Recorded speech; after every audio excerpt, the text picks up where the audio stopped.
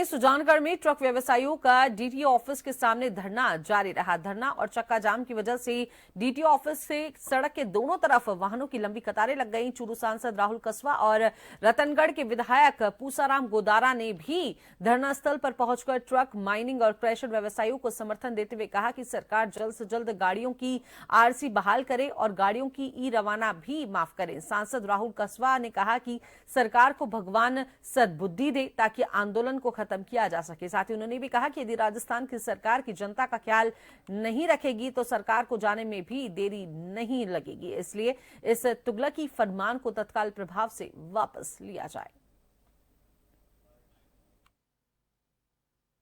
Logistical cost जो है वो दुनिया भर में हाईएस्ट है। हम 15 से 18% लॉजिस्टिक कॉस्ट पे चलते हैं और ट्रांसपोर्टेशन उसका सबसे अहम हिस्सा होता है।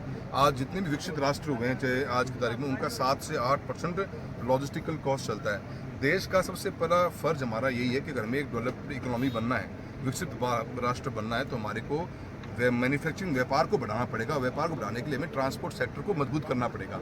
आज वैसे ही ट्रांसपोर्ट सेक्टर इतने स्ट्रेस के अंदर है कि आप किसी भी गाड़ी वालों की स्थिति पूछेंगे, कभी टायर फट गया, कभी कोई प्रॉब्लम, कभी वो लोड है नहीं, और साथ में डीटीओज और आरटीओज की इतनी परेशानियां हैं। हर जगह आप सरेआम रोड पे चले जाओ, कोई 100 मांग रहा है, कोई 500 मांग रहा है। उस हालातों के अंदर जहां व्यापार वैसे ही नहीं बढ़ पा रहा आपका, और आप इन्वेस्ट इन राजस्थान की बात भी कर रहे हो, और सरकार के दिमाग का दिवालिया निकल गया है। जो आप 3 साल पहले की एक एप्लीकेशन डेटा आपने किसी और विभाग का उठाया और ट्रांसपोर्टर्स को आप पिक एंड चूज करके आप इस तरह की राजनीति कर रहे हो, इस तरह का खेल खेल रहे हो। क्या संदेश देना चाहते हो हिंदुस्तान भर में आप?